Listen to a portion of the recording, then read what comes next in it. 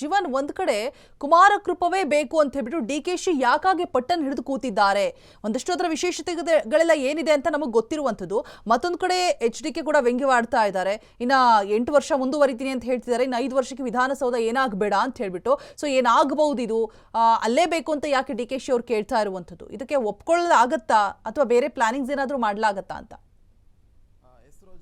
Kumara Krupa guest house ಇತ್ತು ಈವರೆಗೆ ಒಂದು ಗೆಸ್ಟ್ ಹೌಸ್ನ ಏನು ಸರ್ಕಾರಿ ಅಧಿಕೃತ ನಿವಾಸವಾಗಿ ಮಾಡ್ಕೊಳ್ಳಿಕ್ಕೆ ಮುಂದಾಗಿರುವಂಥದ್ದು DK ಶಿವಕುಮಾರ್ ಅವರು CM ಆದ ಬಳಿಕ ಈ ಒಂದು ವಿಚಾರವಾಗಿ ಸಾಕಷ್ಟು ಜಟಾಪಟಿಗಳು ಅಂದರೆ ಏನು ವಿಪಕ್ಷ ನಾಯಕರು ಆಗಿರ್ಬೋದು ಎಲ್ಲರೂ ಕೂಡ ಒಂದು ವ್ಯಂಗ್ಯವನ್ನು ಮಾಡ್ತಿರೋದು DK ಶಿವಕುಮಾರ್ ಅವ್ರ ಮೇಲೆ. ಯಾಕಂದರೆ ಅದೊಂದು ಪಾರಂಪರಿಕ ಕಟ್ಟಡ 160 ವರ್ಷದ ಹಳೆಯ ಕಟ್ಟಡ ಆಗಿರುವಂಥದ್ದು ರಾಜ ಮಹಾರಾಜರ ಕಾಲದಿಂದನೂ ಒಂದು ಕಟ್ಟಡ ಹಾಗೆ ಇದೆ ಅನ್ನುವಂಥದ್ದು ಸದ್ಯ ಈಗ ವಿಪಕ್ಷ ನಾಯಕರು ಮಾತನಾಡ್ತಿರುವಂಥದ್ದು. ಇನ್ನು ಈ ಒಂದು ಸಂದರ್ಭದಲ್ಲಿ DK ಶಿವಕುಮಾರ್ ಅವರು ಅದೇ ನಿವಾಸವನ್ನು ಏನು ಕುಮಾರಕೃಪಾ ನಿವಾಸ ಗೆಸ್ಟ್ ಹೌಸ್ ಇತ್ತು ಈವರೆಗೆ ಆ ಒಂದು ಗೆಸ್ಟ್ ಹೌಸನ್ನು ಸರ್ಕಾರಿ ನಿವಾಸವನ್ನು ಮಾಡ್ಕೊಳ್ಳಿಕ್ಕೆ ಚಿಂತನೆ ಮಾಡಿದಂಥ ಸಂದರ್ಭದಲ್ಲಿ ಇನ್ನು ಅವರ ಅದೇ ರೀತಿಯಾದಂಗೆ ಅವರು ವಾಸ್ತು ಏನು ನೋಡ್ತಾರೆ DK ಶಿವಕುಮಾರ್ ಅವರು ಆ ಒಂದು ವಿಚಾರವಾಗಿ ಕೆಲವೊಂದು ಆಲ್ಟ್ರೇಷನ್ಗಳನ್ನ ಆ ಒಂದು ಮನೆಯನ್ನು ಆಲ್ಟ್ರೇಷನ್ ಮಾಡಬೇಕು ಅನ್ನೋ ಒಂದು ವಿಚಾರಕ್ಕೆ ಮುಂದಾಗಿರುವಂಥದ್ದು DK ಶಿವಕುಮಾರ್ ಅವರು.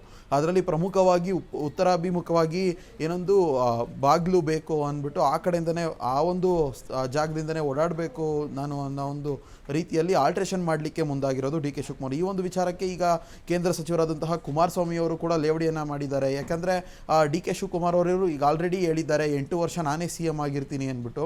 ಈಗ ಆ ಒಂದು ಸಂದರ್ಭದಲ್ಲಿ ಈಗ ಕುಮಾರಕೃಪಾ ಗೆಸ್ಟ್ ಹೌಸ್ ಅಂದರೆ ಪಾರಂಪರಿಕ ಕಟ್ಟಡವನ್ನು ಈಗ ಒಡೆದು ಆಲ್ಟ್ರೇಷನ್ ಮಾಡಲಿಕ್ಕೆ ಮುಂದಾಗಿದ್ದಾರೆ.